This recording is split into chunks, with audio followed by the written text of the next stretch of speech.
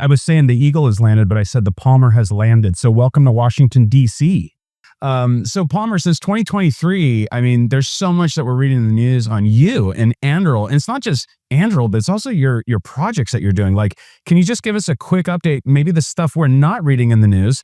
And this is a surprise that he and his team were very nice and gracious to share with Impact first. Now, do not share this on social media. Don't talk about it. Don't even think about it until they do an official media release, and then we could follow that later this week. So Palmer, give us a little update on how things are going, what you've been up to at Anduril. Whole bunch of different things. We've finally been able to talk about some of the work that we've been doing on the space side, which I guess we'll get into in a little bit. We were competing with some of the larger primes for CCA, the Collaborative Combat Aircraft contract, building AI-powered fighter jets for the Air Force. And it ended up the two companies that got down selected, General Atomics and Anduril, were also the two smallest companies in the competition. We were up against Boeing and Lockheed and Northrop, and we were able to beat all of them, which I thought was really good thing for my company. But I also think just good in general as a bit of precedent that you can select companies for having the best technical solution, for having the best willingness to invest capital over necessarily having existed for a very long time. It's always really rubbed me the wrong way, some of the more artificial limitations around past performance, because a lot of past performance is tied to the corporate entity, not to the people working on it. So you could have the same group of people working in one company and be, eminently qualified, and everyone would agree so, and you can check a bunch of boxes on government paperwork that says that they're so. Those same people could move into just a different corporate banner, otherwise identical people, same capability, and on paper they are now incapable of doing the work. And that hugely disadvantages new companies. It hugely disadvantages even spinning off bits of currently consolidated defense primes. There's a lot of spin-offs that just can't actually work. And similarly, there's a lot of rules about who the principal in the program has to be and what their qualifications are. And for example, some of these require that the principal have a master's degree or even a PhD, or at least whether it's a hard requirement or something they value. And of course, I dropped out of school. I have no degree of any kind, and so there's projects where if I were to be the principal on paper, then we would be in theory less qualified, and so I have to find somebody else to be the cutout, and he says he's the principal, and there's me with my hands on his shoulders behind him. So speaking of education, do you see higher education is still playing a role the way it was traditionally, where you get the 4-year degree, you get that job, or is it really going to be technical? And how's AI playing into the evolution on education? Just curious your perspective. So the primary This is so hard to speak broadly because everything is different. I think there are some areas where traditional education makes sense. There's a lot where it doesn't. There's a lot where it probably is quite good at educating the person. The question is that education have any value? And whether it's in the market or to society, you can argue all of these things. But generally speaking, the value of a college diploma has not so much been exactly what you learn. It shows to potential employers and partners or investors or whatever that you were able to go through the process and that you meet some standard. And I think these days you can get a pretty good understanding of somebody's capabilities even outside of that college diploma, even if you're not necessarily an expert in the field itself. So I've talked about this with you before, but when Anduril hires people, the first thing we ask them is what they've done outside of the government mandated education system or in secondary education, because the question is, what did you do because you wanted it to happen? You're not getting a piece of paper out of it. There's not somebody giving you a certificate. What's something that you made happen because you wanted it to happen? And if it weren't for you, it wouldn't exist. Not you being a cog in someone else's machine making their thing, but what have you made that you care about? And for some people, that's open source software projects that they're contributing to. For some people, that is working on interesting car stuff in their garage. For some people, it's making new products, some which go places, some of which don't go anywhere. Right. But in general, people who create things because they want them to exist are going to be better suited to work in Anduril than people who've done a really good job inside of somebody else's structure, motivated by, whether it's getting paid or because they need to get a good grade. And so these days, I think that the big change is not so much whether or not people need to be educated, because people need to be educated, Sure. but it's how you measure that. Do I really care about someone having a diploma if I can see every contribution they've ever made to the open source software field on their GitHub? Or is that something where and I'll just tell you, I'll skip straight to the answer instead of it being rhetorical.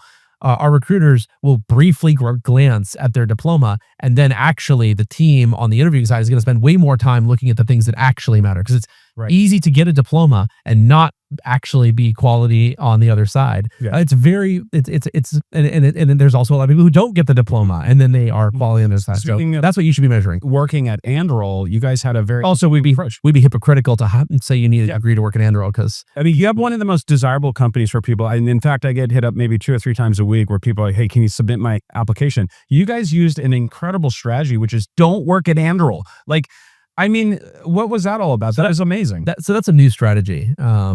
When you're building a company, this is like a long. So the short version of this is companies are always some composite of what the founders want it to be, what the employees make it, and then what the investors will invest in or want it to be. And all these happen on different timelines. So day to day, a company is what its employees want it to be.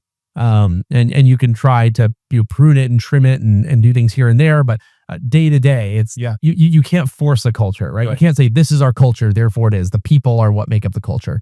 And then you can have the founders or the executives. You can bend things one way or another, and we can control the employee culture to a certain degree by who we allow to be an employee. But at the end of the day, your investors have a lot of sway as well. Like if I were to try and turn Anduril into a company that was not taking risk, that was not building our own products, and then start paying out really high cash dividends on our profitable product lines, very quickly I'd be replaced by my investors. It's not the pitch. It's not what we want to go to do. It just, maybe I could pull it off. Maybe I could strong arm all of them and blackmail all of them in some way. But generally speaking, companies are what their investors are, what they want to be. It's the same thing with employees. So in the early days of Anduril, we had this natural built-in filter where we were a pretty controversial company. AI was not really nearly as hot as it is today. People may have not noticed, but Anduril Industries, the acronym is AI. And when we started the company 8 years ago, AI still was kind of a dirty word. If you look at our first pitch deck, literally doesn't say the word artificial intelligence in it even one time. We talk about automation, we talk about robotics, but AI was seen as like VR, this always in the future, never in the present sci-fi idea. And so the people that we got that were working on our AI team, they were kind of those, like I had with Oculus, with virtual reality, they were crazy nutters who believed in this thing that nobody else believed in. And they were people who were really passionate about it. They got into the field because they cared about it, because they wanted to make it happen. As defense became less controversial, mostly in the wake of Russia's increased activity in Ukraine, as AI became a hot thing, all of a sudden Anduril, which lies at the intersection of those two, went from being another band of misfits, crazy place to go work if you really believe in the mission, to being a hot company that people saw as a stepping stone or a lily pad on their way to some other career. And so we started getting way more job applications, often from people who clearly didn't really deeply care about the technology or ideologically care. They just said, oh, well, Anduril's a really big venture-backed company. They're doing extremely well. They have a really good reputation. If I get hired there, I know it'll be easier for me to get hired elsewhere or to raise money myself. And so we started, to your point, doing an advertising campaign called Don't Work at Anduril. And this was, what I'm really trying to get to is, it's important because your investors have so much control. You want to attract the right investors. It's actually more important to repel the wrong investors. It's easy to find someone who will give you money. It's hard to find somebody who will give you money on the terms that you want to run your company on and then stay aligned for the long run. And then it's equally important to attract the right employees. And people talk about all the time, getting the right people. But what they don't talk about is repelling the wrong people. I even want to find people who seem in most ways to be a good fit, and they could get through an interview process. You want to make it where they never even get into your filter because they don't actually care about your mission, because they might do an okay job, but I can't have people who are doing an okay or even a good job. I need the best people on the job. So I need to take advantage of the fact that everyone want to work at my company. And then I want 99% of the people who would have applied to say, oh man, I watched this ad campaign about how hard it is to work at Anduril, how to make everybody work in the field and everybody gets dirty. And it's always like, you're expected to do whatever you want. And you're like, just being very candid. We don't believe in remote work. We don't believe in you getting to getting to have this thing that people often call work-life balance. Right. And instead of trying in Does work. I'm You need to see the video if you haven't seen it. Don't work at Anduril. there are companies that have these things, and there's for everything a season, right? There are people who want companies that have good work-life balance, and I have no problem. I know people who run, for example, marketing firms where nobody's putting in more than 35 hours a week, and it works very well for them. And these are creatives where they seem to recharge in that way. We're a different type of company. We're going to operate differently. And so I need to repel those 35-hour people. That's good. So Palmer, unpack a little bit with what's happening at Anduril. Tell us about Ohio. Talk to us about a little bit of autonomous aerospace and defense. Kind of wrap that up in a minute. I'd love to kind of hear what's going on. So we're doing a lot of interesting stuff in autonomous aerospace, in particular with Ohio. We're building a new facility called Arsenal One. It's about a 6 million square foot manufacturing facility that is designed to build a bunch of the different systems that we have.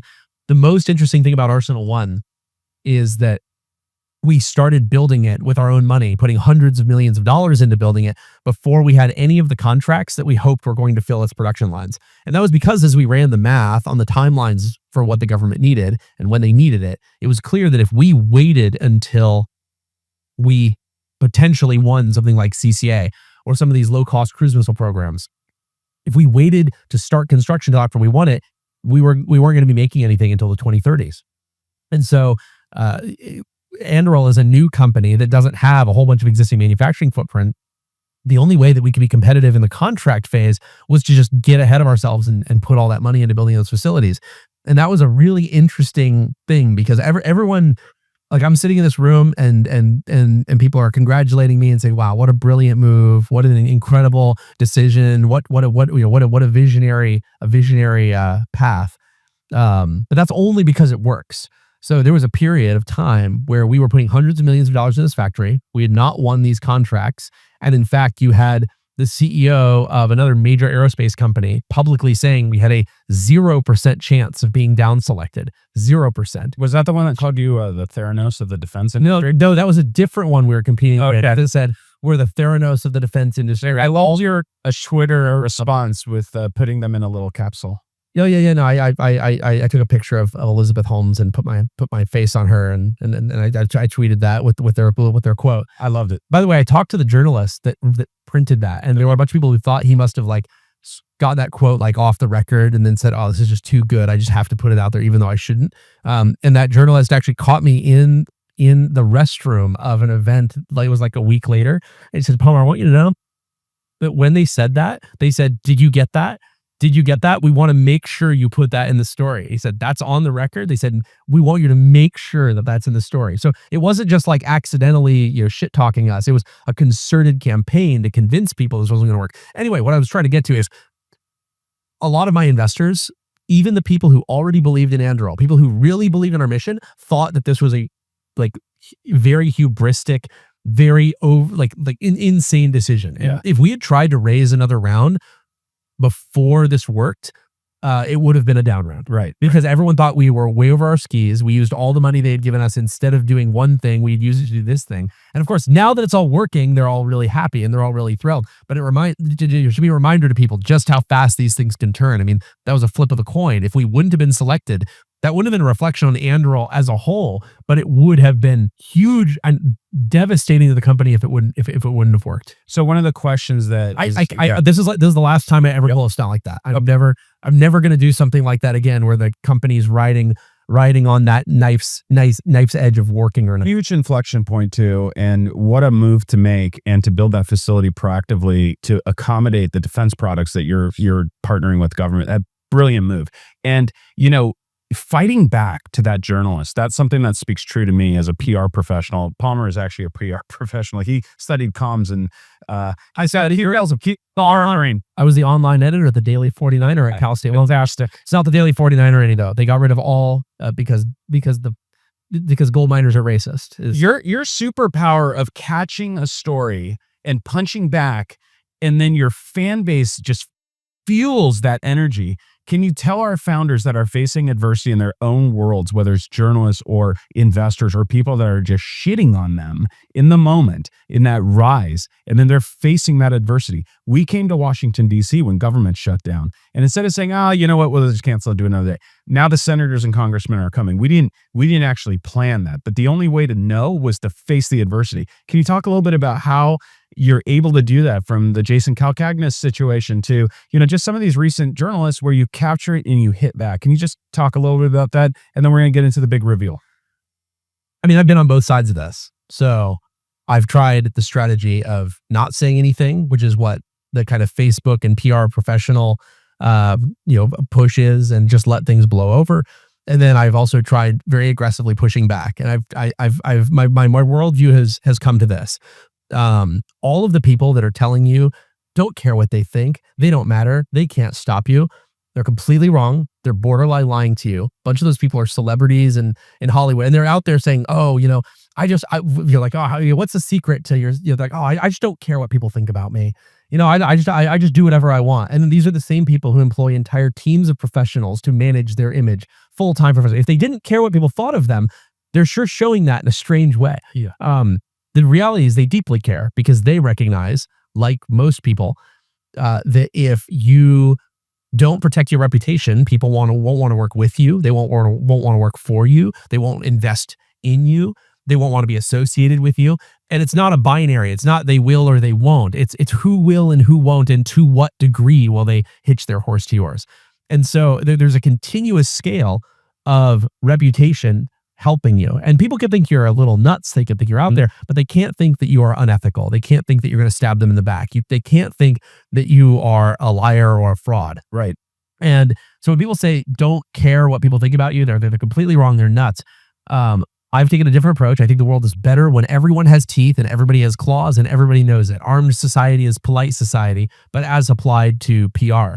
And if you make it so that there's consequences for people lying about your company, or for example, even not lying. For example, a press outlet like Reuters recently ran a story about a supposed security vulnerability in a piece of software that we ran. They didn't include our quote that was on the record. They didn't include the quote from the Army where they said that none of these issues have existed for many months. They didn't include the quote from the Army program office saying, "This was a risk analysis of the risks of running a prototype program without authentication control." It was not saying this was a failure. It was a decision by the Army to do this. They just didn't include any of that, and they did include quotes in the competition. So what do you have to do? You have to go out there and say, this is obviously blatantly a hit piece that was planted by a PR firm. They don't include our on the record quote. They don't include the quote from the Army. Well, how could you say you're trying to inform the readers and then not include literally any of the most important perspective from the companies and the branches that you're going after? Right. And when you do that, you may not necessarily get them to admit in that exact moment, okay, we were wrong. This was completely unethical, and we're a joke of an organization. They can't bring themselves to admit that, but they're going to be a lot more careful next time. Right. And you're going to get to the point. I happen to know for a fact that there are a variety of outlets that have an explicit legal hold on any articles about me or Anduril because of how aggressively I've pushed on them in the past. And that actually makes it where they're much more careful in what they say. They limit it to the facts instead of the headline. What I also respect about I recommend everybody. You have some teeth. When you got sued, you went all the way to the end. You said never settle. Never forget that. Never Vegas. You told me that. I said, why don't you just sit down and be done with this? And you said, no, never settle. And you went all the way to the end. You won the trial.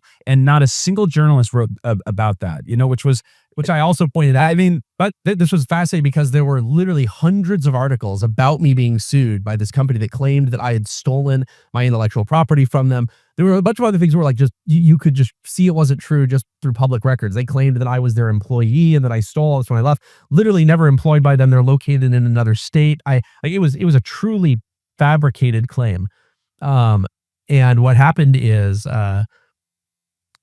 there were hundreds of articles about this lawsuit. And then even the day the lawsuit started, there were about a dozen articles from major outlets, including Reuters. Yeah. And they actually had about a dozen journalists in the courtroom for the trial. And then guess what? When in the end, it was a unanimous jury verdict in my favor, which is my second time fighting all the way to a jury verdict, by the way, and winning.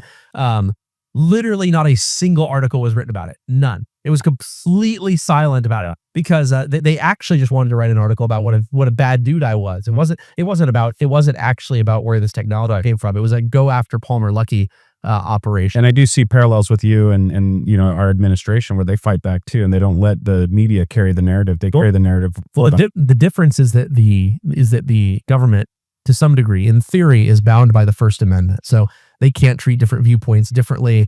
They have to be relatively neutral. The difference, and something I've said publicly, is I'm a propagandist. I can take a position and I can hold it and I can advocate for it, and I don't have to treat everybody unfairly. And also, there's no limitations on what I can do to them. I can take action completely outside of anything they do to me, and I can try to just cause them to be in pain in totally unrelated ways. And I don't want the government to be able to do that. But when I say you should have teeth, I don't mean only push back on the people who are fighting you when they fight back on you. That's on their terms, because they're always looking for a way.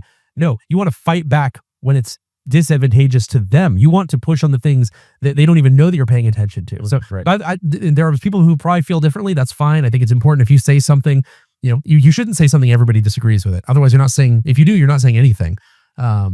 But like, that was why I was such a fan of Peter Thiel funding the Gawker lawsuit. Oh yeah. People say, well, that was totally unrelated when he funded that Hulk Hogan privacy lawsuit. Well, that doesn't have anything to do with him. Say, well, that's right. Why should he only have to fight back on the terms of the one fight that they brought to him against his will? Why should he have to fight back within their construct of what the fight should be? I'm glad he found every opportunity and he exterminated them. Right. So we're going to go to the space defense. I'm sorry. I'm getting. Oh no, this is good. No, this is what I wanted. So we're going to get to the space defense, and then I'm going to open it up for you to engage with Palmer. Okay, respectfully, quick.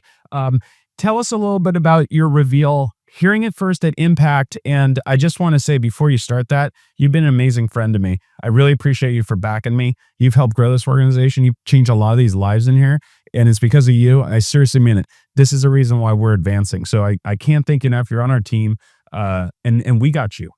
All of us got you. So thank you. I appreciate it. Yeah. So tell us a little bit about what's going on here. So there's another one of those long stories, but the short version is that Anduril tried to compete for an Army program called IVAS back in 2017 and 2018. We lost to Microsoft for building vision infantry heads-up displays. And I'm not surprised that we lost. We, for all of the proof of performance reasons, for the fact that we were a company of a few dozen people. But I really strongly believe that what we were working on in this space, building augmented reality heads-ups for troops, heads-up displays for troops, and the software backend that makes them useful. Because it's relatively easy to put a computer and a heads-up display on somebody. Very hard to build the software that fuses all the different sensors into one view so that you can geo-rectify it, put it into a matching view for a person. So all the people can have the same view of the battle space that the robots do. Right. That's a much harder problem than the hardware. So we actually kept building that. We kept spending our own money. We did that for about 6.5 years. And I kept going back to Microsoft every few years and saying, hey, you should just transfer that whole contract to us because you clearly don't really care about it. You're putting your B team on it. You should just let Anduril take over. And it was definitely, there was a lot of hubris there. And they did not take me seriously for years and years. And then finally, after they killed their consumer and enterprise HoloLens division, we actually ended up taking over the contract from them. So that was a $22 billion contract that the Army had awarded to Microsoft. Microsoft decided to exit the mixed reality business and novate the contract and all the work and deliverables associated with it to Anduril. And the nice thing is that part of that was also that their solution was failing. It had a lot of problems. It was poorly designed. It was poorly implemented. And most companies wouldn't have wanted to take on that program and then try to fix it. Luckily, we'd already been building something for about 6 years. And so what we built, it was a variety of different things. But this is the first time, and nobody can take pictures. If you take pictures, I'm gonna wreck you. Yes, you won't be invited back. This is important. Remember what I said about claws and teeth? Yes, he's got them. That's right. So this is an Eagle Eye helmet. This is an integrated ballistic shell that combines blast protection, frag protection, but also onboard compute, onboard power, a variety of night and day sensors that give you 360-degree awareness of everything that's going on, day or night. It's a very modular system, very easy to outfit with different sensor payloads. Oh, other side. There we go. We also, and keep this to yourself, we're going to be showing it off at AUSA in a couple weeks, the Army's annual conference. But we're teamed up with Oakley to build augmented reality standard issue ballistic protective goggles. So I can put on this helmet, I can put on the glasses, I can see day, I can see night, I can see where all of my buddies are, I can see where all the bad guys are. By building a map of where everything is from every angle on the battlefield, I can often build something that's akin to X-ray vision. I can see the bad guys even when they're on the other side of the building, on the other side of a container, on the other side of a hill, and I can engage them as they as they're entering my line of fire. I can see when I have incoming fire support, and I can see exactly when it's going to impact, and not like it's close. I mean, like within a fraction of a second. So I can, for example, pin down a target until a split second before that impact, and I can take cover immediately before, and the system can calculate where I should be, where I should not be when that happens. Just a lot of really, really cool stuff. And of course, the ability to command and control large numbers of autonomous systems without having to pull out a game controller and have a separate piece of hardware you're using for that. Anyway, Man, congratulations on that. I'll move on to so you can see on my. Oh, he's gonna put it on. Okay, here we go.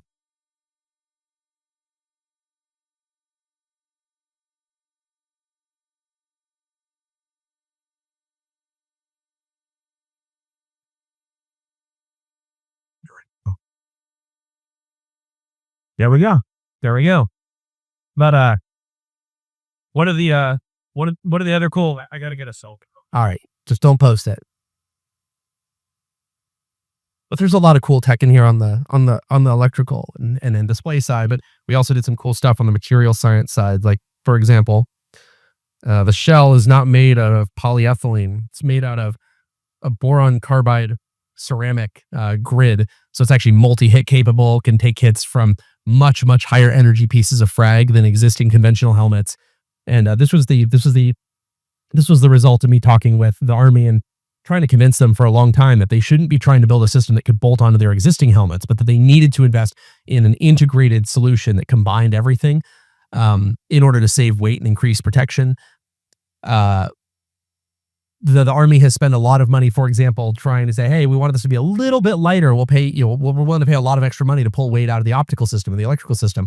And what I had to explain to them is, guys, the amount of money that you spend, you could pay me $1 million a helmet, and I can't pull 100 grams out of the optic system. It just can't be done. There's no weight to be taken out. Whereas your helmets that you're buying for a few $100s each, I could take a whole pound out of those for $1,000. And so you have to think of it from a systems perspective. Where am I going to put, what's the cheapest gram? Like, how many grams can I get out for each dollar I spend? You want to maximize the number of grams you're pulling out. And so you kind of have to do an integrated solution. Well, brother, congratulations on this. Ryan Kreiser's going to come up right now. We're going to do about 5 minutes on space defense, and then we're going to have Palmer. I'm going to have him stationed over here. I'm going to bring a flag over here next to him as well. I'm going to let you guys spend a little time one-on-one with him, okay? Again, congratulations on this huge honor. Ryan Kreiser, I'd like to invite you up. Palmer, thank you so much for being with us here today at Impact 25. You've had a remarkable trajectory. Oculus transformed consumer tech, and now Anduril clearly shaping defense. That helmet is just beautiful. Jury's still out on the VR side. There was the Meta sold 20 million Quest 2s, but the issue is that was during COVID, and so you've actually seen now this difference where when people have nothing to do but stay in their homes, they're more interested in VR. When people get back out into the real world, VR is still not fully competitive. So we need the quality of VR up or the quality of the real world down. And at some point, those two things are going to intersect where we get back to those COVID era sales figures again. Absolutely. So what I want to talk to you about today is your work extending into orbit. You were recently featured alongside my partners, Tarek and Abdo, in Fox Nation's Enemy from Above. And it really drove home how critical space has become as the next domain for national security. So as space becomes increasingly contested, how should the U.S. balance military presence with deterrence in low Earth orbit and beyond? And what's the line between projection of power and escalation? I don't know where the line is, and I probably shouldn't even speculate because people should want me to be the techno head that's building this stuff. I shouldn't be the guy in the policy. Let's talk about that. Let's talk about the techno stuff. Sure, let's talk about the techno stuff. So my opinion is that the United States needs to have policymakers take a proactive position. I'm not even saying what it needs to be, but a proactive position for what the United States space efforts should look like this year, 10 years from now, and even 50 years from now. So it's probably no secret. I fall on the more Republican side of things. But something that I think the Democrats have done a very good job of is describing their vision for energy today, 10 years from now, and 30 or even 50 years from now. They can tell you where they want to go. They can describe it in detail. They can describe why it's a good thing. Now, there's reasonable questions. Can they actually pull that off? Does it make sense? Could the money be better spent on other things to accomplish the same ends? But that's all a different debate. They can clearly articulate what their vision is. I think that neither party is doing a very good job articulating what their vision on space is. People are talking about the thing right in front of them. Should Starlink be used for rural internet connections? Can it compete with fiber? Okay, that's sort of interesting.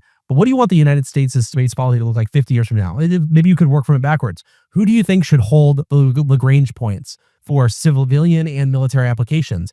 Who should be the dominant force in orbit, in cislunar orbits, and beyond? Who should we have infrastructure on the moon, and what should it be doing? And should we have the ability to detect it? If we're recovering material from the asteroid belt or beyond, and if we're processing that either in near Earth orbit or out there, should we be able to defend that? Should that be a major operation, or is it going to remain purely the domain of scientific exploration? In other words, is it resource extraction or just scientific knowledge? You can probably guess where I fall on this. I want us to be a starfaring civilization, and I want us to get on it. But even if we're not going to, I think that we need to set a path today so that we can start building a foundation. I don't think that we should just be using space to meet the needs of today or tomorrow. We should be thinking about what that foundation allows us to do in 5 years, in 10 years, in 20 years. And there's a lot of people in the tech side who are talking about these things. And on the policy side, they're absolutely not. So what I've told everybody on both sides of the aisle is, look, come up with an affirmative policy. Describe what you want to see in 50 years or even 100 years. And then we need to work back from there. And people have done that also with agriculture. Like the United States has done a pretty good job of saying where we want to get to with energy, where we want to get to with agriculture, where we want to get to even with automotive. The military certainly has plans that go out beyond 30 years. I mean, we know what we're doing with a lot of these platforms we made multi-trillion-dollar investments in. I think we probably have a better idea of what the F-35 is going to be doing in the year 2060 than what the Space Force is going to be doing. And maybe the Space Force has a better idea, but I'm talking about like at the political level. And that's kind of crazy to me. Well, short term, I mean, if we talk about the ultimate high ground, which was the documentary that you were featured in, China, they already have a functioning space station. They have big plans to step on the moon in 2030. Well, they intend to have about 100 times more on-orbit human manned footprint than the International Space Station just on their own. And people make fun of them, and they'll point at one design flaw or another. But you got to remember, China's done a really good job of building bridges, of building infrastructure. And you could laugh about how they're going to lose, like it's all going to break up, it's all going to break down, they're going to lose a bunch of people. But China doesn't really see those things with the same negativity. They'd rather have 1 out of 10 bridges fall early than not have any bridges. And that just didn't look at NASA's bridge in like 4 years. Did you see that thing? So like, yeah. Well, that bridge. So like one of the comparisons I saw was, I think it was like $12.5 billion to build the East Bay Bridge in the Bay Area. And the Chinese bridge is 4 times larger for $300 million. And so there's something like 100 times cheaper per ton of bridge.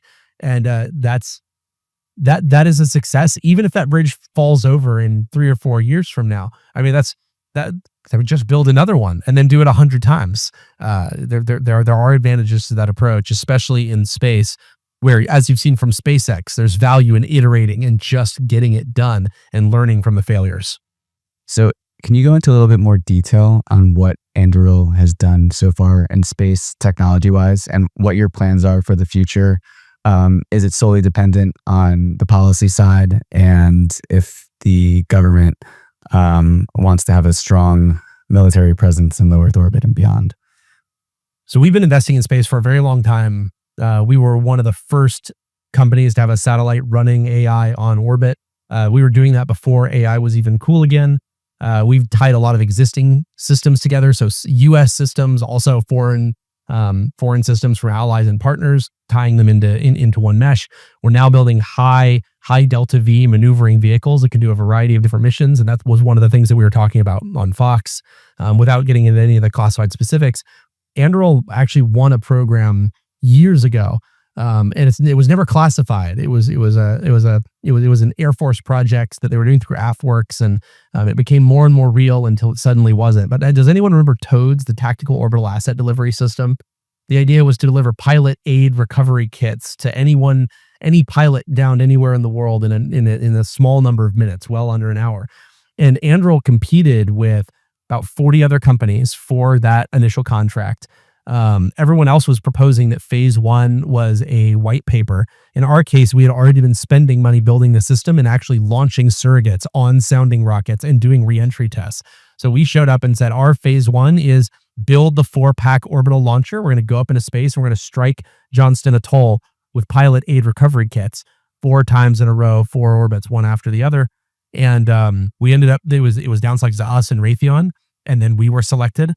And then about a month after we were selected, I was so stoked about this because part of the contract was not just that they were going to give us money. It was about $3 million for this phase one. It was going to cost a lot more than that to do. But the real value is that they were willing to work with us to approve the orbital slots we were going to need to do this and those bizarre re-entry paths. Like normally it's very hard to get permission to have things that are re-entering that maintain extremely high speed and maneuverability all the way through the atmosphere. But they were going to get it done as part of this contract. And then what happened? I love the Space Force and all, but the creation of the Space Force is actually what put the brakes on this. Everyone decided, wait, we need to hold off on this till we figure out what's happening next. So the Air Force told us we could either keep that $3 million and do nothing with it because we had done our part, or we could pivot into doing some work on another program. And actually that program has now evolved 3 or 4 times, and it's now something that is also very interesting from a space perspective, but it is very, very different from TOADS, the Tactical Orbital Asset Delivery System. I'm just glad that 5 years past that, we're finally getting around where people are willing to do stuff like that again. And Anduril's going after all of it. We're dusting off all of our TOADS prototypes and reminding everybody that we were doing this on our own dime in 2020 and that we are ready to do it again. Good. That's fantastic. We're excited. We can't wait to see what else you do in space. Do you believe, so this is one of my last questions, do you believe that space will become the defining domain for 21st century national defense? And if so, what capabilities must the U.S. develop now to stay ahead? I actually believe that the subterranean domain will be the defining space, but nobody agrees with me. And every time I talk about it, I sound insane to people. But I'll tell you this: there's a lot more crust than there is air or sea or surface of land, and so vehicles that can maneuver through the crust of the earth the same way that submarines move through the water are going to be a huge deal. I think they're going to define at least the second half of this century. Like all the way through the earth, like through. No. There's no reason to go all the way through the earth, but just the benefits you get from submarines, both in terms of signature, but also inability. Someone can know exactly where a sub is. It doesn't mean they can get to it and stop it. All of those benefits are massively, massively compounded when you are in the crust of the earth. It's quite easy to drop a depth charge on somebody or to have a torpedo go down and get something. Very, very hard to go get something that is 5 miles under the surface of the earth. You can know it's there and there's nothing you can do about it. So I've been saying this for years, and every time I say it, people think it's some kind of crazy nutty thing, but I have built working prototypes of this. I truly believe in it. And so I know we're here to talk about space, but if you're going to ask inner space as well. Well, in inner space, people, that was what Cousteau used to call it, right? There was outer space, and he talked about inner space, particularly, where he was referring mostly to the underwater world. He was a great marketer. I need to come up with a better marketing term than subterranean warfare, but that sounds pretty good though. Look, it is like I said, there's more crust than air. There's more crust than ocean. There's more crust than land. It would be crazy if we were not using it to do everything that we do in every other domain. So if you're going to ask a question like, will it be the one that defines it? I think space is going to be very important, but I think actually subterranean is the one that will define it when people in 2100 are looking back and saying, what was the thing that really changed everything? And that's mostly because whatever changes in space, we were doing space in the last century. Other than a handful of Soviet and US prototypes, nobody was doing subterranes. So we'll get there. Good. Thank you, Palmer. You're a true patriot. And thank you for everything you do for this country and for joining us today. Thank you.